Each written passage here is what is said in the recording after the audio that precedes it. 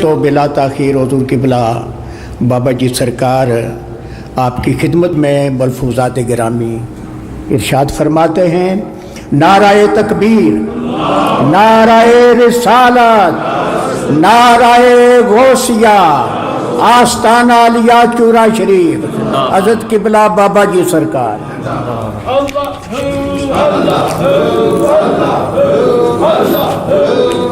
تھوڑا جا نیچے کرو۔ آمین یا رب العالمین۔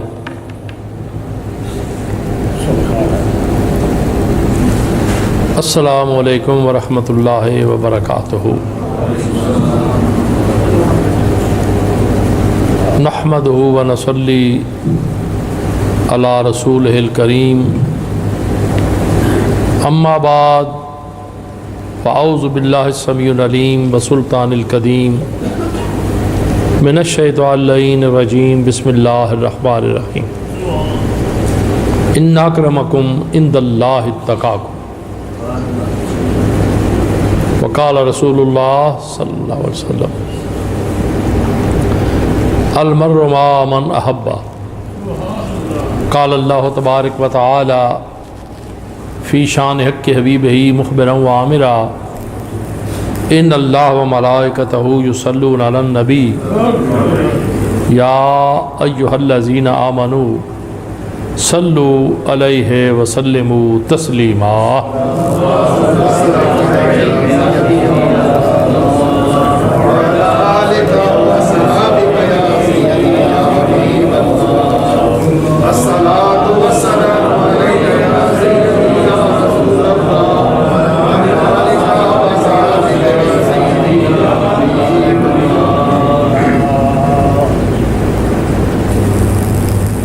میرے واجب الاحترام سادہ احترام ساتھیوں، پیر بھائیوں، پیارے پیارے لاڈلے لاڈلے بچوں،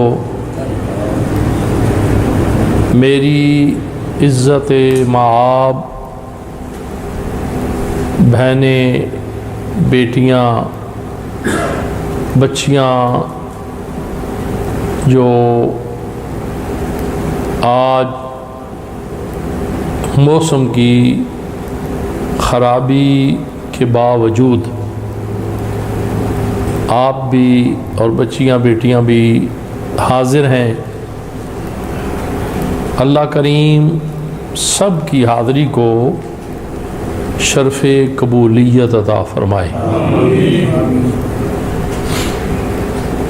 بلانے کے دو طریقے ہوتے ہیں، کبھی بندہ خود جاتا ہے اور کبھی بلایا جاتا ہے۔ یہ جو محفلیں ہوتی ہیں ان میں وہی لوگ آتے ہیں جن کو سرکار بلاتے ہیں، وگرنہ کوئی قدم بھی اٹھ نہیں سکتا۔ دل کے پھپھولے جل اٹھے سینے کے داغ سے، اس گھر کو آگ لگ گئی گھر کے چراغ سے۔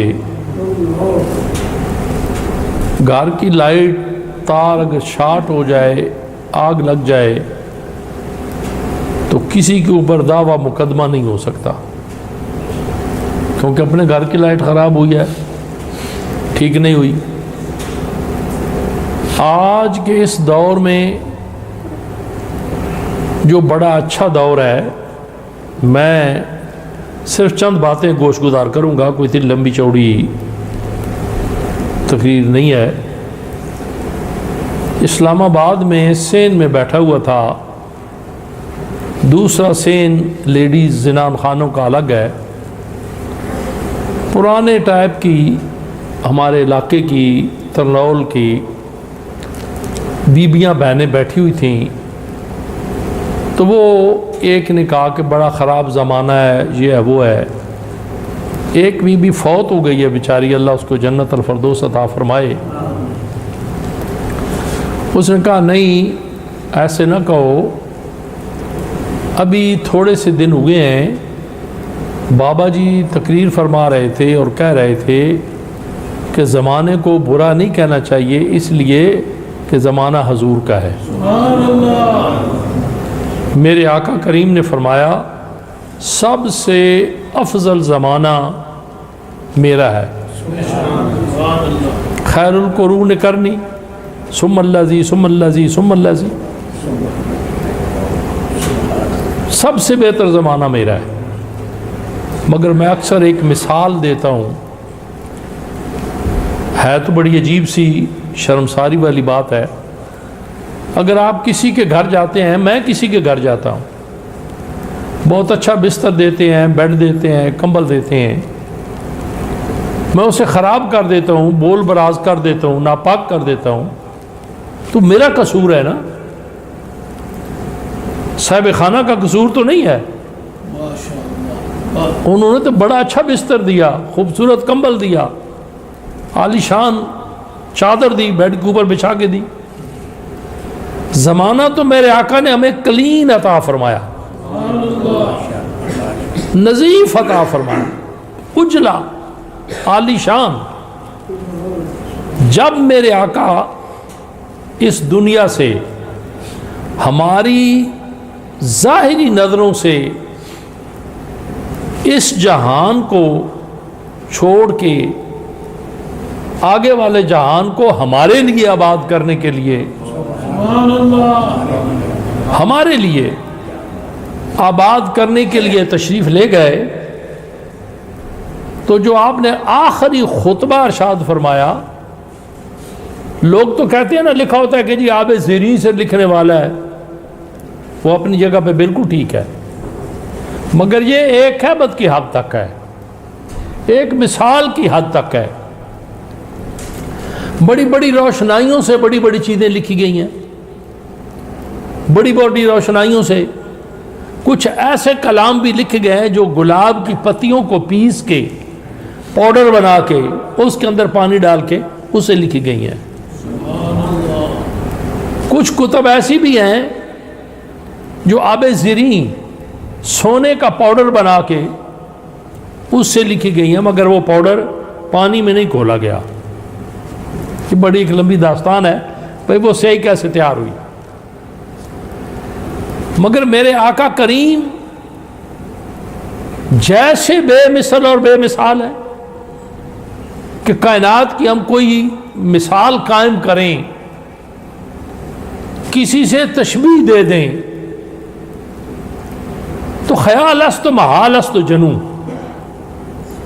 اللہ کریم کی ذات واجب الوجود ہے، مگر ہم کسی کے ساتھ تشبیہ نہیں دے سکتے، ایسا ایسا ایسا ہے۔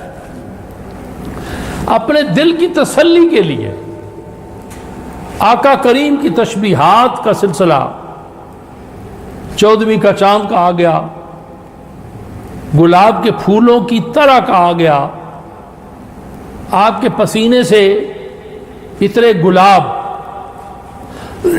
کی خوشبو آتی تھی جو ہمیشہ رہتی تھی، دائمی رہتی تھی۔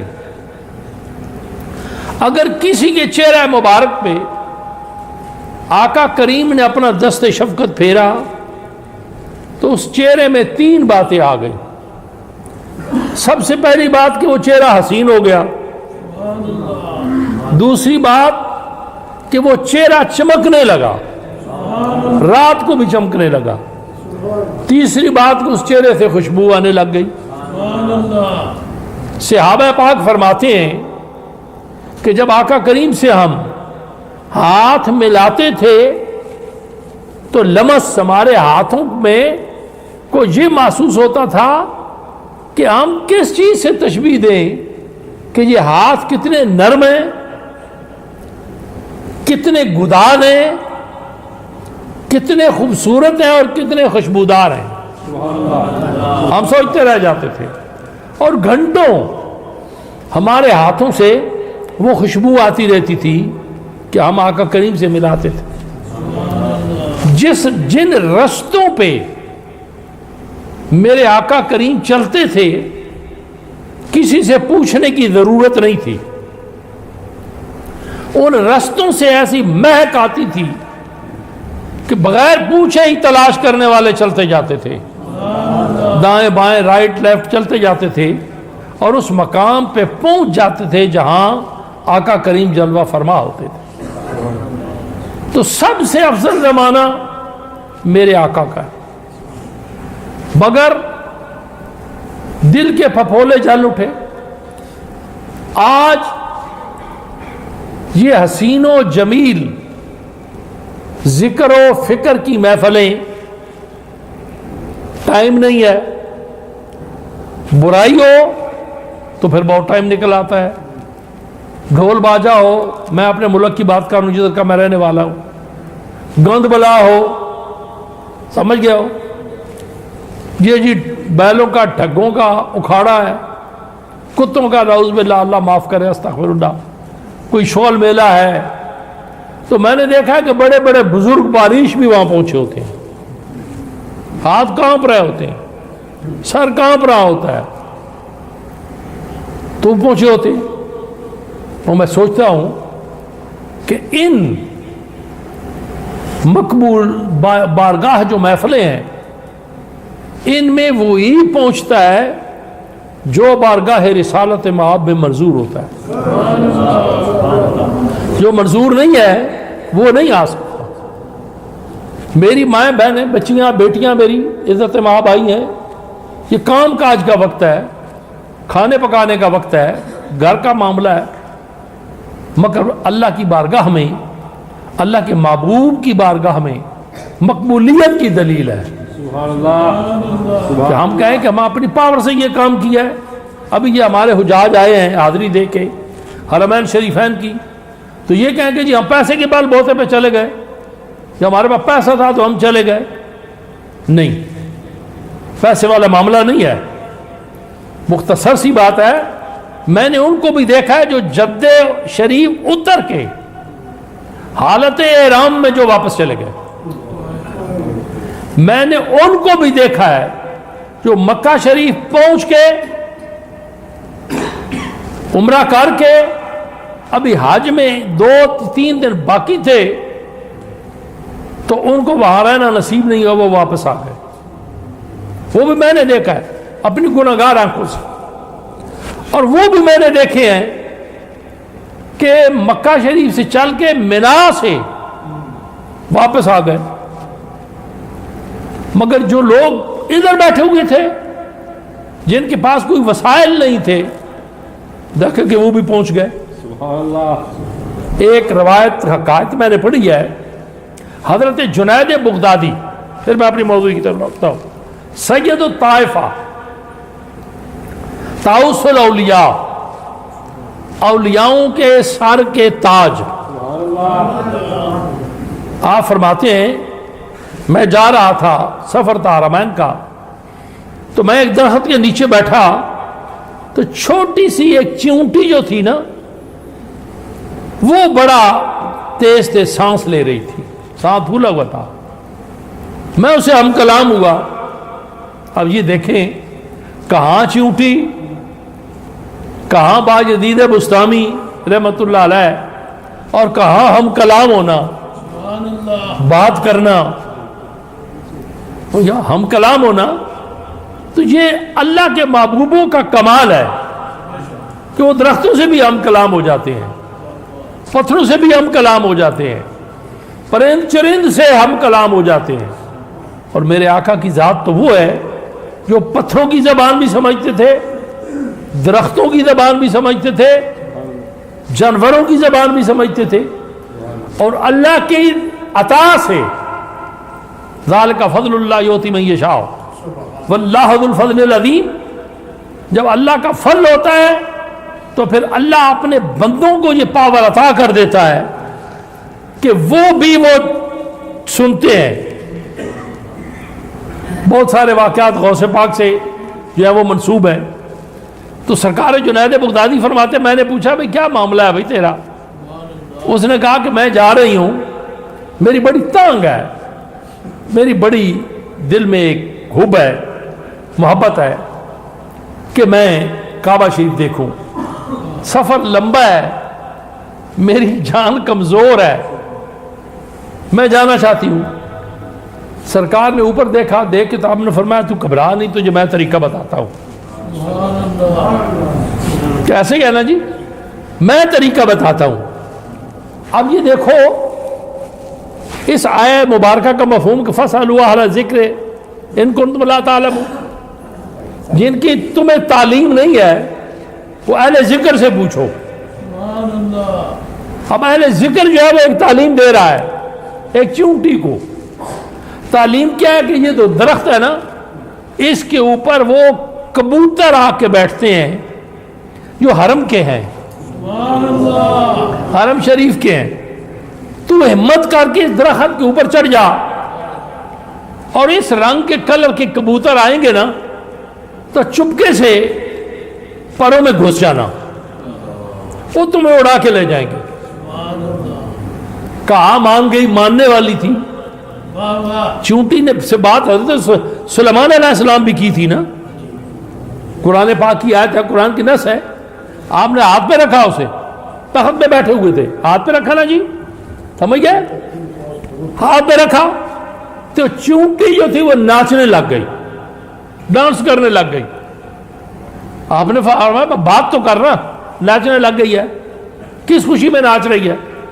اس نے کہا جی میں ناچ اس لیے ہوں کہ اللہ کریم نے ساری زمین کے اوپر، پانی کے اوپر ایک زمین کا تخت بچھا دیا ہے۔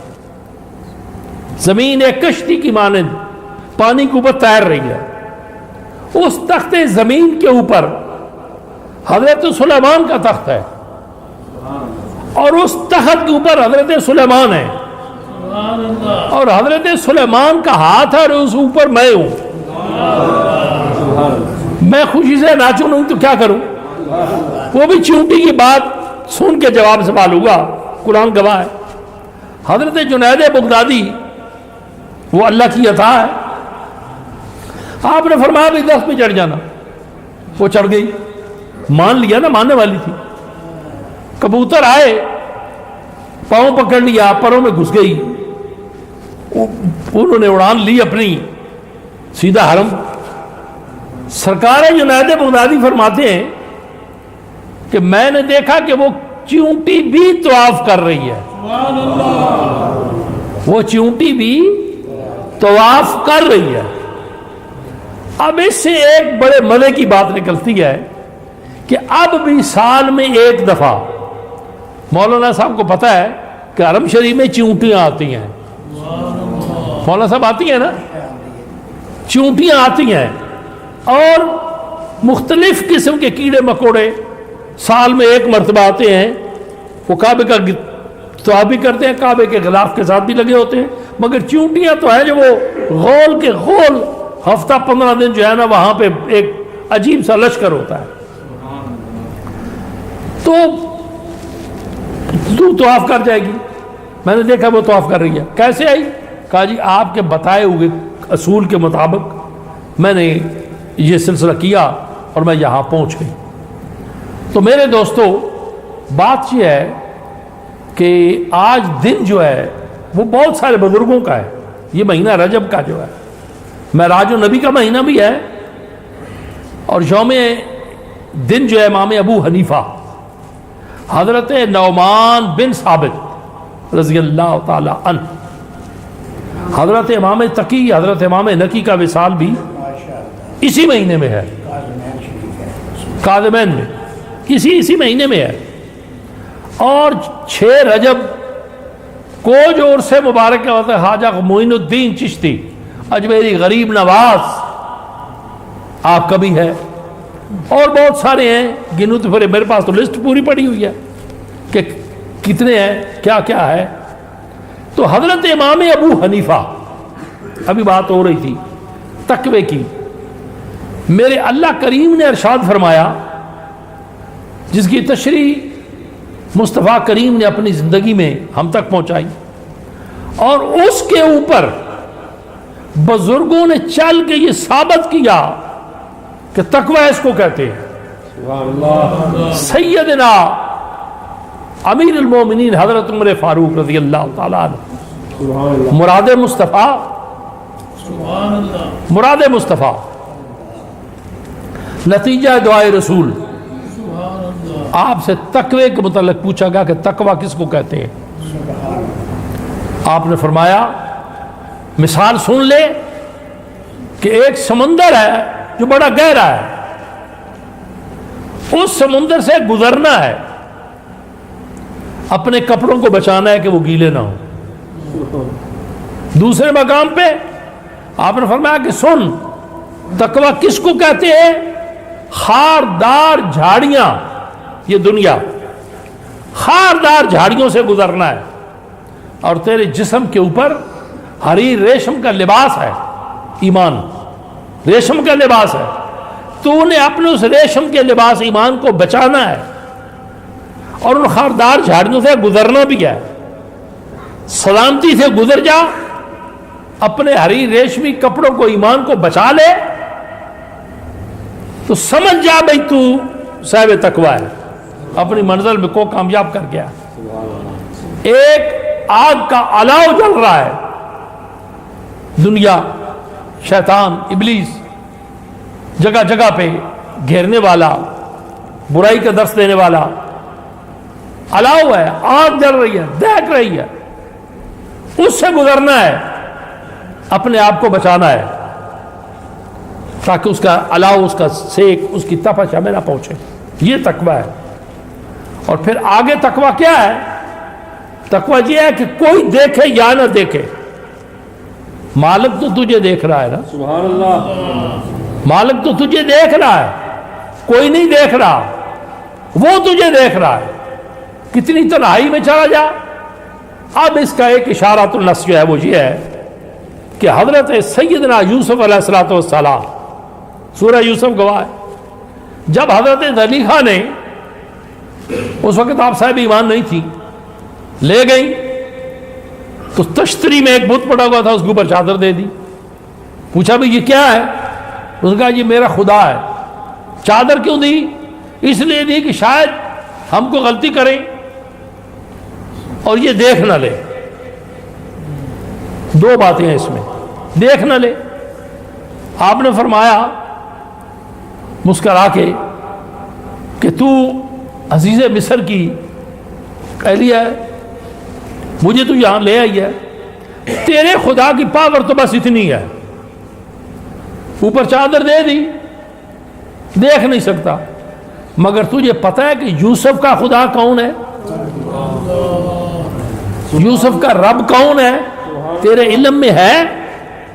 یوسف کا رب وہ ہے جو کائنات کے پردے جو ہیں اس کے سامنے کوئی حیثیت نہیں رکھتے، سبحان اللہ، کائنات کے ذرات اس کے سامنے ہیں، کوئی حیثیت نہیں رکھتے، سبحان اللہ، نہا خانوں میں بھی اس کی نظر ہے۔ یوسف کا خدا وہ ہے جو ارادوں کو جانتا ہے، سبحان اللہ، سب کو جانتا ہے، تو یہ تیرا خدا ہے، تو بچ جائے گی نا، اس کے اوپر کپڑا دے دیا، مگر یوسف تو نہیں بچے گا۔ سبحان اللہ، مگر اس میں ایک اور بات بھی بزرگان دین نے لکھی ہے اور بتائی ہے کہ حضرت سرکار یوسف علیہ السلام نے فرمایا کہ میں نے دیکھا، اب یہاں پہ استمداد اور ولایت کا ایک سبق ہے، کہ میں نے دیکھا کہ وہی عصا مبارک جو میرے والد گرامی حضرت سیدنا یعقوب علیہ السلام کے ہاتھ میں تھا، وہی عصا پکڑا ہوا ہے، اور بڑی افسردگی کے عالم میں یہ انگلی جو ہے نا، یہ ایسے دانتوں میں دی ہوئی ہے، حیرانگی کے عالم میں فرماتے ہیں یوسف اب وقت ہے، اب وقت ہے بچنے کا، تو پتہ ہے نبیوں کی جد ہے، نبیوں کی اولاد ہے، آگے سلسلہ نبوت چلے گا، اب کمروں کو تو تالے لگے ہوئے، دروازے بند ہیں، مگر جب آپ نے وثوق سے کہا کہ یوسف کا رب وہ ہے جس کے سامنے یہ جیسی کوئی چیزیں حیثیت نہیں رکھتی، سبحان اللہ، بس اتنا کہا، دروازے کھلتے گئے، آپ بھاگتے گئے۔ اور میں مختصر کر رہا ہوں کہ پھر رب نے گواہ کس چیز کو بنایا؟ سبحان اللہ، آج یہ چیز گواہی ہے، اس کی قبول نہیں ہے، مگر رب نے قرآن میں کس کو گواہ بنایا؟ کس انداز سے بنایا کہ اگر قمیض آگے سے پھٹی ہے تو پھر یوسف مجرم ہے، اگر پیچھے سے پھٹی ہے تو پھر یہ مجرم ہے. مگر یہ لفظ جو تھے نا کہ یوسف کا رب جو ہے اس سے کوئی چیز پوشیدہ نہیں. مگر ایک وقت وہ آیا، بزرگوں سے میں نے سنا ہے، استادوں سے سنا ہے، کہ جب کوئی چارہ نہ چلا، ضعف طاری ہو گیا، بڑھاپا طاری ہو گیا، تو ایک دن خیال آیا حضرت زلیخا کے ذہن میں کہ یوسف علیہ السلام نے، یوسف نے کہا تھا کہ یوسف کا رب وہ ہے جو نیا خانوں میں دیکھ کر مدد کرتا ہے. آج بھلا کیوں نہ میں اپنے خدا کو پھینکوں اور بھلا یوسف کے خدا کو آواز دوں. تو میں نے وہ جو خدا بنا ہوا تھا نا پھینکا، دے مارا دیوار کے ساتھ، دبا جا، ٹکڑے ٹکڑے ہو گیا. تو میں نے کہا کہ جانتی تو میں نہیں ہوں، میں اس رب کو پکارتی ہوں جو یوسف کا رب ہے، میری مدد کر. اور میرا یوسف مجھے ملا. ادھر یوسف علیہ السلام کو حکم ہوا کہ گھوڑے پہ چڑھو، یہ رستہ اختیار کرو. تو تقویٰ جو ہے وہ یہ ہے. اب آگے چلے. اس کی مثال بزرگوں نے کیا دی ہے کہ کپڑا کتنا بھی ناپاک ہو، پانی پاک ہو، کوئی ضروری نہیں ہے کہ صابن لگایا جائے، اس کپڑے سے اس کو ڈپ کر کے 3 دفعہ اچھی طرح مل کے باہر نکال لیں تو کپڑا پاک ہو جائے گا. تقویٰ یہ ہے کہ ساری زندگی گناہ میں گزر گئی، مگر جب وہ اللہ وحدہ لا شریک کو لا شریک مان کے، ہر جگہ موجود مان کے، تو پھر اس کی پوزیشن وہی ہوگی جو اس کپڑے کی تھی کہ وہ گندا میلا کچیلا تھا، مگر جب پانی سے نکلا تو پاک ہو کے نکلا. آگے اب آگے چل کے جو مثال ملتی ہے کہ ساری زندگی کفر میں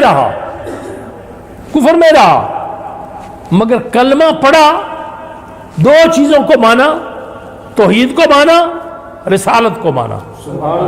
توحید پر ایمان لایا، رسالت پر ایمان لایا. اقرار باللسان ہے وتصدیق بالقلب، زبان سے اقرار کیا، دل سے مان لیا. 60 سال کا کفر کتنے دیر میں چلا گیا، اتنے منٹ میں. لفظ محمد رسول اللہ کہنے کی دیر تھی. اب وہ پلیتی بھی گئی، ناپاکی بھی گئی، سارا کچھ گیا اور پاکی میں آ گیا، پاکیزگی میں آ گیا، اس کا کفر دھل گیا. اور میرے مہربان آقا نے فرمایا کہ ان کی پہلی زندگیاں جو ان کو مت گنو، مت ان کا تذکرہ کرو، مت ان کا کوئی سلسلہ کرو. اب میرے اللہ کریم نے کیا ارشاد فرمایا کہ میرے نزدیک اکرم اور مکرم کون ہے؟ کون ہے؟ وہ ہے جو تم میں سے تقوی سے آگے ہے. سبحان اللہ.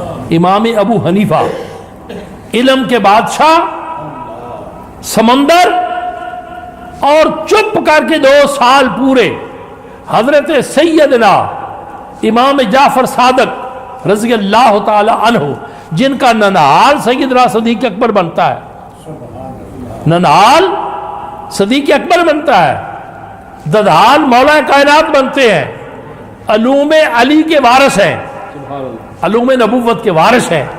2 سال آپ جا کے وہاں حضرت امام جعفر صادق کے پاس بیٹھ کے چپ کر کے چلے آتے تھے، بیٹھے رہتے تھے، سنتے رہتے تھے، کوئی عرض ہوتی تھی تو کر دیتے تھے. سبحان اللہ. اور آگے اب 2 باتیں قدر مشترک ہیں. کیسے کہ ایک صحابی تھے، بڑی عمر تھی ان کی، صحابہ آپس میں ایک دوسرے سے دل لگی کرتے تھے. ان سے پوچھا کہ آپ کی عمر زیادہ ہے یا رسول اللہ کی عمر زیادہ ہے، ایج؟ تو اب دیکھیں اب جواب کیا بنتا تھا کہ جی میں بڑا ہوں، مگر اتنا بھی کہنا گوارا نہیں کیا کہ یہ بھی گستاخی کا پہلو ہے، اس میں بھی بے ادبی ہے. آپ نے فرمایا بات یہ ہے کہ عمر میں تو مجھ سے رسول اللہ بڑے ہیں، عمر میں عمر ہے لاکھوں برس کی تیری مگر ہے تازہ شباب تیرا. عمر میں تو مجھ سے رسول اللہ بہت بڑے ہیں، ہاں یہ الگ بات ہے کہ دنیا پہ میں ان سے کچھ دن پہلے آ گیا ہوں. کیسے طریقے سے بتا دیا؟ اب یہ نہیں کہا کہ میں بڑا ہوں، میں بڑا ہوں، میں بڑا ہوں، نہیں. حضرت امام ابو حنیفہ جن کے ہم مقلد ہیں، تقلید کرتے ہیں، آپ فرماتے ہیں کہ میرے زندگی کے وہ ہوئی 2 سال قیمتی ہیں، عرف اور اعلیٰ ہیں، جو میں نے حضرت امام جعفر صادق کی بارگاہ میں گزارے ہیں اور جو میں نے ان سے علوم حاصل کیا ہے۔ اب تقوی کی بات صاحبزادہ صاحب کا فرما رہے تھے، یہ فقہ کی کتابیں پڑھیں نا تو پھر نجاست کی قسمیں آتی ہیں، نجاست غلیظہ ہے، خفیفہ ہے، کیا ہے کیا ہے کیا ہے۔ حضرت امام محمد انتہائی خوبصورت تھے، حسین و جمیل تھے، وقت کے بادشاہ شہزادے تھے، خوبصورت تھے، مگر میرے آقا کریم کا ایک فرمان ہے، وہ ذرا سن لیں تو بس وائنڈ اپ کرتے ہیں پروگرام کو۔ میرے آقا کریم نے فرمایا، نوجوان خیر شادی شدہ بچی ہو تو اس کے ساتھ ایک شیطان ہوتا ہے، اسی لیے تخلیہ منع کیا گیا۔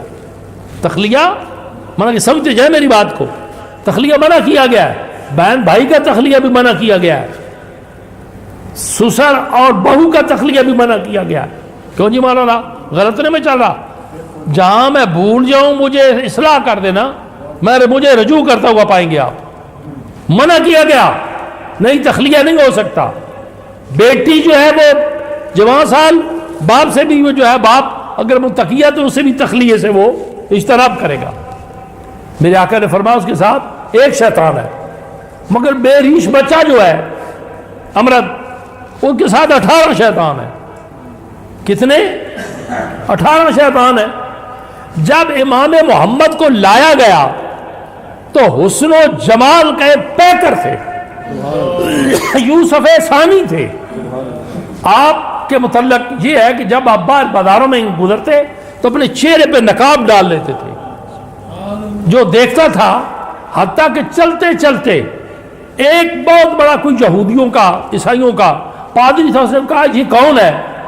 ان کا یہ حضرت امام محمد ہے۔ اب کہا جس کا مسلمان کلمہ پڑھتے ہیں؟ کہا نہیں، یہ امتی ہیں۔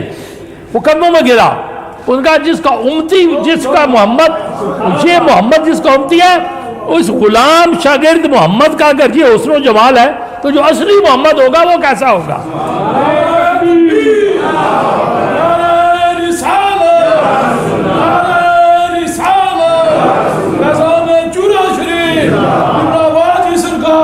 آپ تقوی کے اوپر غور کریں کہ جب آپ کے والدین نے آپ کو لا کے بٹھایا کہ پڑھانا ہے تو آپ شش و پنج میں پڑھ گئے، بھئی ان کی تو ریش نہیں ہے، یہ تو امرد ہے، ابھی کیسے پڑھاؤں گا؟ سوچ کے آپ نے ایک رسی جو ہے تھی وہ باندھ دی اور اس کو کپڑا ڈال دیا، کہا کہ ادھر سے آیا کر، اس کے پیچھے بیٹھ کے پڑھ کے چلا جایا کر۔ 8 سال کا عرصہ گزر گیا یا 10 سال کا عرصہ گزر گیا۔ ایک دن سردی کا موسم تھا، دھوپ پڑی، سایہ ادھر پڑا نا، تو دیکھا آپ نے کہ امام محمد کے چہرے پہ داڑھی ہے، ریش ہے۔ آپ نے کہا بھئی تو نے داڑھی رکھی ہوئی ہے؟ انہوں نے کہا جی داڑھی تو آئے ہوگے مجھے 3-4 سال ہو گئے۔ آپ نے فرمایا پردہ ہٹا دے۔ پردہ ہٹا دیا، یہ ہے تقویٰ۔ پردہ ہٹا دیا اور کہا کہ میرے آقا کا یہ فرمان تھا، تو میں سوچتا تھا کہ جس شیطان لعین نے بڑے بڑوں کو گرا دیا، کہیں ایسا نہ ہو کہ وہ مجھ پہ بھی آ جائے، حملہ آور ہو جائے۔ جلدی جلدی میں کرتا ہوں، آپ سے پوچھا گیا کہ یہ اتنا بڑا مقام کیسے حاصل ہوا، کہاں سے حاصل ہوا؟ اب غور کرنا ہے، قابل غور بات ہے۔ آپ نے فرمایا ایک 5 سال کے بچے نے مجھے سبق دیا تھا، 5 سال کے بچے نے سبق دیا تھا۔ حضور وہ کیسے؟ آپ نے فرمایا وہ کیچڑ میں جو چل رہا تھا تو میں نے کہا کہ دیکھنا دیکھنا بچ کے چلنا کہیں گر نہ جانا، تو میری طرف اس نے دیکھا تو اس نے کہا یا امام میری فکر نہ کریں، آپ اپنی فکر کریں، میں گر گیا تو اکیلا گروں گا، آپ گریں گے تو پوری امت گر جائے گی۔ میں گرا تو اکیلا گروں گا، آپ گر گئے تو پوری امت گر جائے گی۔ اب معاملہ تقوی کا، حضرت امام محمد فرماتے ہیں کہ میں نے دیکھا کہ آپ اپنی چادر جو ہے وہ دھو رہے ہیں۔ میں نے پوچھا حضور کیا ہوا؟ کہا کہ میں نے دیکھا کہ اڑنے والی چڑیا جو ہے اس کی بیٹ جو ہے وہ یہاں پڑی ہوئی تھی، خشک تھی، جھاڑا، نہ اس کا داغ نہ اس کی بو، کچھ بھی نہیں۔ میں نے کہا جی فتویٰ تو ہمیں آپ نے یہ دے رکھا ہے کہ داغ بھی نہیں ہے، بو بھی نہیں ہے، وہ خفیفہ ہے، وہ نظر ہی نہیں آ رہی۔ آپ نے فرمایا بات یہ ہے کہ تک فتویٰ یہی ہے، فتویٰ یہی ہے، میں اس پہ اوپر قائل ہوں، فتویٰ یہی ہے، مگر امام ابو حنیفہ کا جو تقویٰ ہے وہ اس چیز کی اجازت نہیں دیتا، سبحان اللہ سبحان اللہ، تقویٰ اس چیز کی اجازت نہیں دیتا کہ میں وہ کپڑا جو میں دیکھ رہا ہوں. اب تقوی کی اور ایک مثال دوں تو آپ حیران رہ جائیں گے. شراب ناپاک پلیت خبیث کی جب حکم ہوا کہ یہ حرام مطلق ہے، مدینہ منورہ میں شرابوں کے مٹکے ٹوٹ گئے. ایسے ہی ہے نا جی، کسی نے یہ نہیں کہا کہ جی میں آج کا چلو دن پی لیتا ہوں کل چھوڑ دوں گا، کسی نے یہ نہیں کہا کہ جی پرسوں چھوڑ دوں گا. ہم کہتے ہیں نا جی سگریٹ نوشی چھوڑو، تو کہتے ہیں کہ بس حضور آپ کوشش کریں آہستہ آہستہ انشاءاللہ چھوڑ دیں گے، آہستہ آہستہ چھوڑ دیں گے. یہ نہیں ہے کہ جی آج ہی چھوڑ دیتے ہیں. کبھی آپ نے سنا کہ کسی آدمی نے سگریٹ چھوڑے ہوں اور وہ بیچارہ مر گیا ہو؟ یہ ایک نفسانی معاملہ ہے، نفسیاتی معاملہ ہے. مگر مٹکے کے مٹکے ٹوٹ گئے، سیلاب آ گیا. ایک ڈھلوان میں شراب ام الخبائث کا آ گیا ہے، جمع ہو گئی، خشک ہو گئی. سرکار مولا کائنات اللہ باب العلم، آپ کا غلام کمبر جو ہے وہ آپ کی اونٹنی کو چرا رہا ہے. وہ نشیبی علاقہ جس میں شراب جمع ہوا تھا خشک ہو گیا، دھوپ پڑ گئی، نام و نشان نہیں رہا، وہاں گھاس تھا. آپ نے دیکھا کہ میرا غلام وہاں گھاس پہ میری اونٹنی کو چرا رہا ہے. آپ نے کہا ادھر آؤ، بلایا، اونٹنی کو لاؤ، اس کے گلے میں مہار لپیٹ دو اور اسے ڈنڈا مار کے آزاد کر دو. علی اس اونٹنی پہ سواری نہیں کرے گا. جو اونٹنی وہ گھاس کھا رہی ہے، جس گھاس کو شراب کی نمی ملی ہوئی ہے، جس مٹی میں شراب کا اثر تھا، سبحان اللہ یہ ہے میرے مولا کائنات کا تقوی ہے. سبحان اللہ. اور جہاں تک علم کی بات ہے امام ابو حنیفہ کی، وہ اس کے متعلق یہ ہے کہ اگر آسمان کے ستاروں کے اوپر بھی علم ہوگا تو یہ شخص توڑ کے لے آئے گا. حضرت امام شافعی رحمۃ اللہ علیہ، سید محمد امام شافعی، ابھی مولانا صاحب بتا رہے تھے اپنی تقلید کو چھوڑ دیا قبر کے اوپر. اب یہاں سے ایک بڑا پوائنٹ ہے کہ وہ تو قبر کے اوپر ہے، قبر کے اندر ہے. اب جو یہ آتا ہے کہ جی قبروں والے نہیں دیکھتے سنتے نہیں ہیں کرتے نہیں ہیں، تو اگر نہ سنتے نہ دیکھتے تو امام شافعی کو کیا ضرورت پڑی ہوئی تھی اپنا عمل چھوڑنے کی؟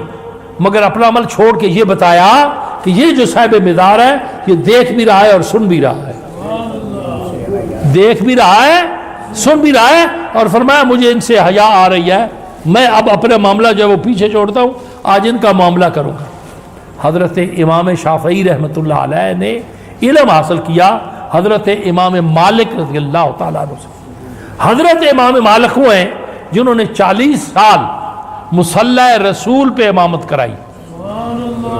ایک دن نہیں، 2 دن نہیں، 40 سال مصلی رسول پہ امامت کروائی. حضرت بس یہ آخری بات ہے، امام شافعی رحمۃ اللہ علیہ فرماتے ہیں کہ میں نے سنا کہ مدینہ منورہ میں ایک امام ہے، کمال وہ موتی لٹا رہے ہیں. میں چل پڑا، چلتا چلتا چلتا وہاں رات کو پہنچا، دیر ہو گئی تھی، آرام کیا، صبح کو اٹھا، وضو کیا، حرم کی طرف چل پڑا. جب میں باب السلام سے داخل ہوا تو باب السلام کے اندر میں نے دیکھا کہ مسجد نبوی جو ہے وہ کھچا کھچ اتنی بھری ہوئی ہے کہ تل دھرنے کی جگہ نہیں ہے. دروازے میں مجھے تھوڑی سی جگہ ملی، میں سکڑ کے بیٹھ گیا، نوافل ادا کیے. تو میں نے کیا دیکھا کہ ادھر سے باب جبریل سے کی طرف سے ایک بزرگ آئے، بہت نورانی لباس انہوں نے پہنا ہوا تھا، چہرہ چمک رہا تھا. آپ آ کے بیٹھ کے نوافل ادا کیے، اقامت ہوئی، آپ نے اب نماز پڑھی. آپ کا رخ جو تھا وہ باب السلام کی طرف تھا اور آپ کا یہ کندھا جو تھا یہ مواجہ شریف کی طرف تھا. یہ کندھا مواجہ شریف کی طرف تھا، ادھر رخ تھا. مگر جب آپ نے خطبہ پڑھا، غور سے سننا، خطبہ پڑھا تو آپ نے فرمایا قال قال ھذا رسول اللہ، ھذا رسول اللہ، ھذا رسول اللہ، یہ رسول اللہ نے فرمایا. حضرت امام شافعی فرماتے ہیں میرے ذہن میں خیال آیا کہ میں بڑا سفر کر کے آیا ہوں مگر یہ حدیث پڑھانے کا کوئی اسلوب نہیں ہے. کالا کالا رسول اللہ او کانا کما کال یہ ہے مگر حاضر رسول اللہ. میں سر اٹھایا نیچے کیا ہوا تھا, سر میں نے اوپر کیا تو میری حیرت کی جا نہ رہی کہ نہ مسجد نبوی نہ گنبد خضرا, کھلا میدان ہے, تخت لگا ہوا ہے اور اس کے اوپر رسول اللہ جلوہ فرمائے. سبحان اللہ سبحان اللہ. تخت لگا ہوا ہے اس کے اوپر رسول اللہ جلوہ فرمائے. حضرت امام مالک حدیث بیان کر رہے ہیں, سرکار خوشی سے جھوم رہے ہیں اور آپ کی حدیث کی تصدیق کر رہے ہیں. سبحان اللہ. ہادہ صحیح ہادہ صحیح ہادہ صحیح صحیح, آپ اس کی تصدیق فرما رہے ہیں. سبحان اللہ. میں کانپنے لگ گیا, پسینے سے شرابور ہو گیا, شرم کے مارے میں نے سر جھکا لیا.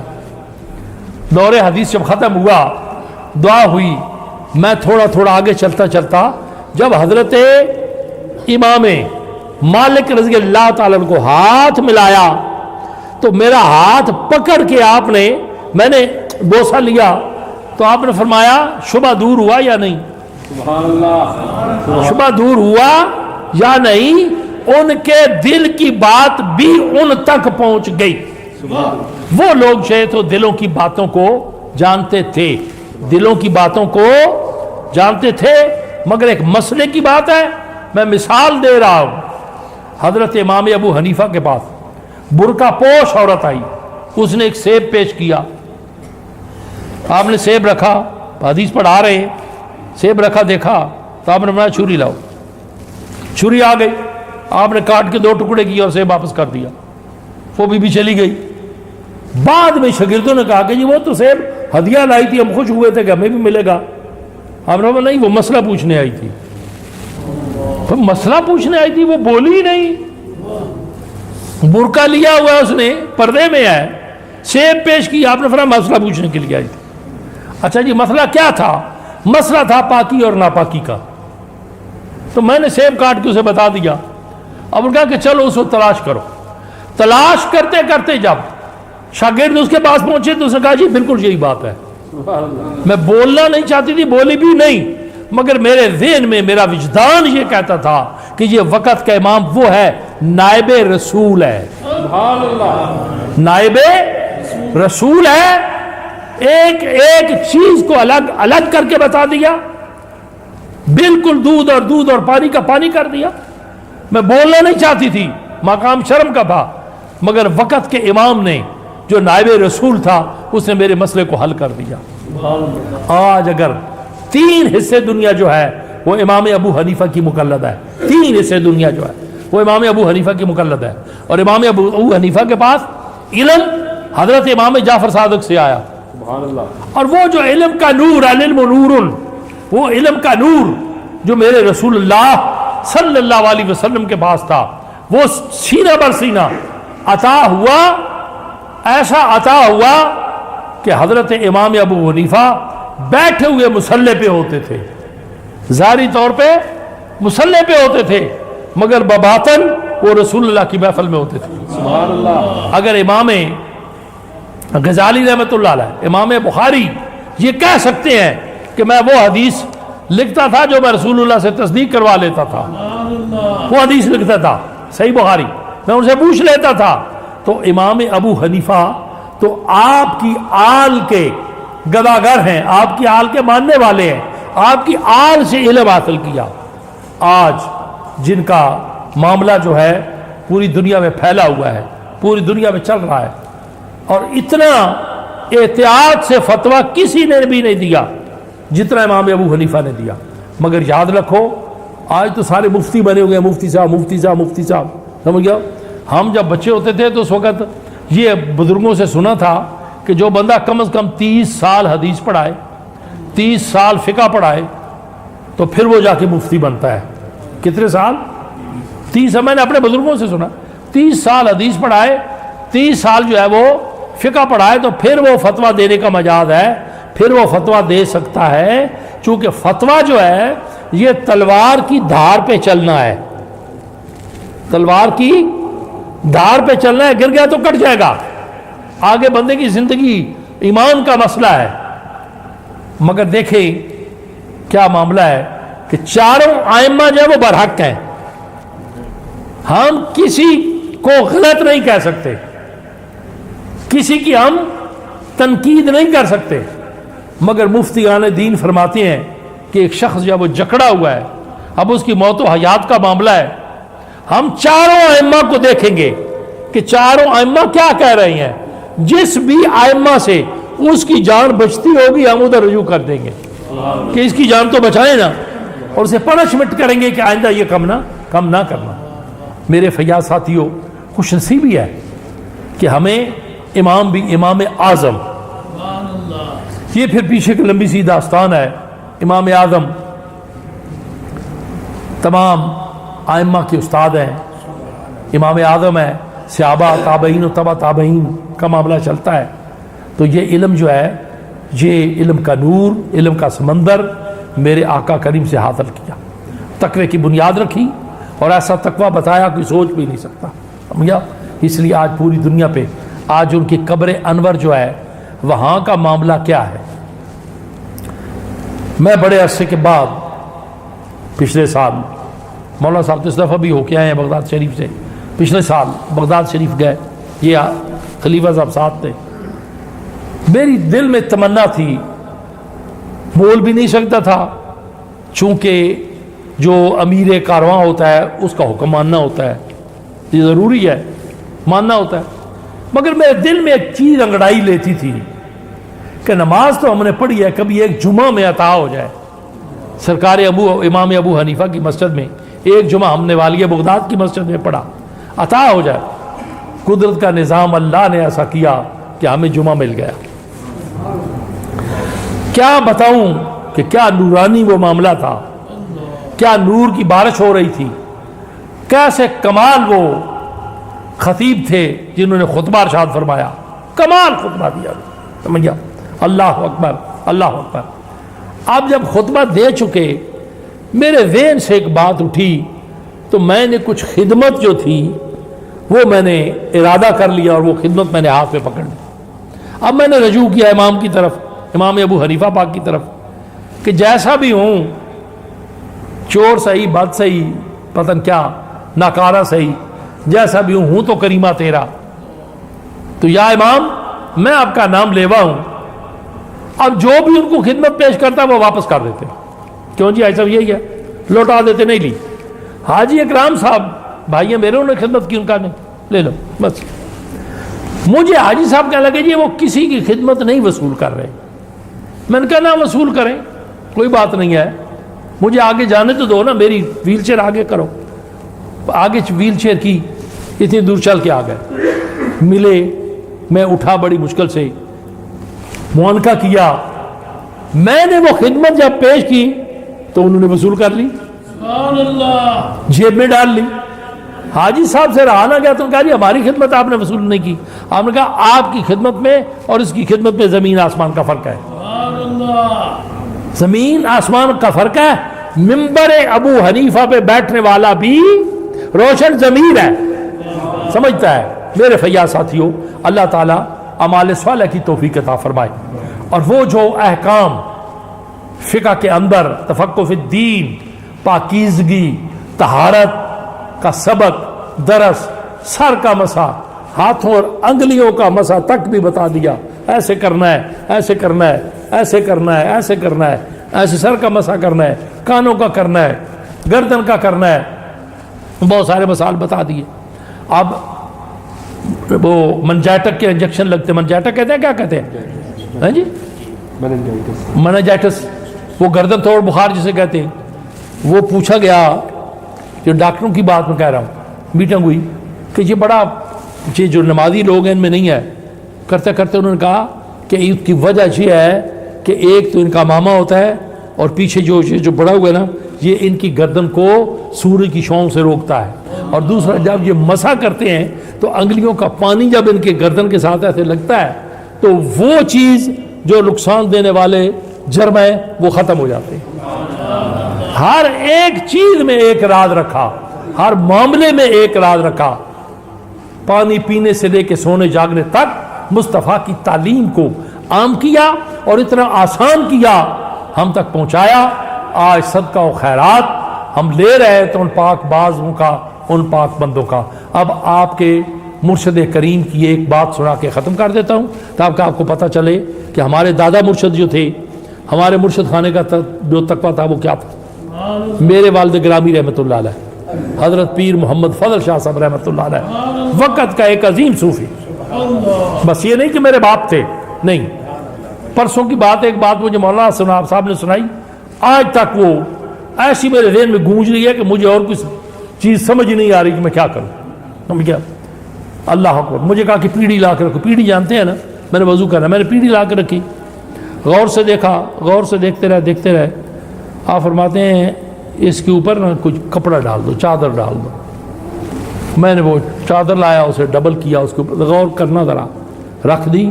ایک مرد درویش کا معاملہ, آپ اس کے اوپر بیٹھے, میں نے وضو کروایا, وضو ہو گیا, میں پیڑھی چھوڑ آیا. 2-3 دن کے بعد آپ نے کہا کہ آپ کو پتہ ہے میں کوئی اتنا کوئی کسی بادشاہ کا تو نہیں ہوں کہ میں کسی ملک کا بادشاہ ہوں. میں نے کہا کہ پیڑھی کے اوپر کپڑا ڈالو. آپ کو پتہ ہے میں نے کیوں کپڑا ڈلوایا تھا؟ میں نے کہا جی مجھے تم. آپ نے کہا میں نے ڈال دیا. اور فرمایا یہ پیڑھی جو تھی یہ اندر گھر میں استعمال ہوتی ہے, اس کے اوپر غیر محرم عورتیں بیٹھتی ہیں, غیر محرم عورتیں بیٹھتی ہیں. تو میں نے غور سے دیکھا تو میں نے کہا نہیں, اس کے اوپر نہیں بیٹھنا چاہیے. کپڑا میں نے ڈلوایا, ایک حد فاضل جو تھی اس کو قائم کی. یہ ہے ایک اللہ کے محبوب بندوں کا تقویٰ. اللہ تعالیٰ محبوب کریم کے صدقے سے اعمال صالح کی توفیق عطا فرمائے, نیک عمل کی توفیق عطا فرمائے. کچھ کمائی کریں, کو کھٹی کھٹیں, ویلی نہ بو, خالی بھانڈا بھردی رہو, ویلی نہ بو. سمجھو, میں رات کو اس دن کی بتا رہا تھا, بچے تھے کہ سونا تو ہے, سانس اوپر بھی جا رہی ہے نیچے بھی آ رہی ہے, یہی سونا ہے نا, مگر 10-15 دن پریکٹس کریں. آپ نقش بندی ہیں, چشتی ہیں, قادری ہیں, پریکٹس کریں, ایسے سوئیں, سانس اوپر کو جائے. اللہ 10-15 دن پریکٹس کریں گے, خود بخود ہی آپ کا قلم جو ہے وہ سانس کیسے لے گا؟ اللہ کے ساتھ لے گا. جب ایک پریکٹس ہو جائے گی, ایک معاملہ جو ہے وہ کلیئر ہو جائے گا. صفحات ساتھیوں, اتنی دیری نہیں لگتی کہ بہت تردد کرنا پڑتا ہے.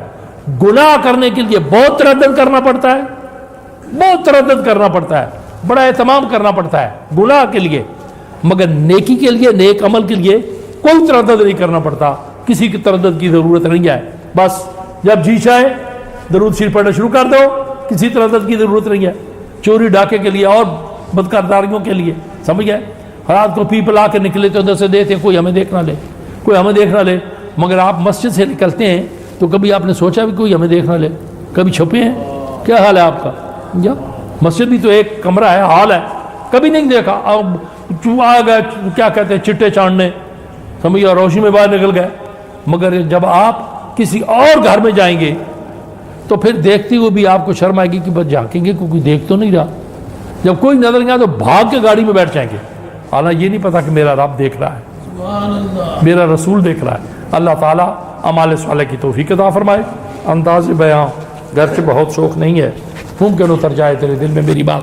نماز جو ہے وہ تقریباً پون گھنٹہ لیٹ ہو گئی, معذرت خواہ ہوں.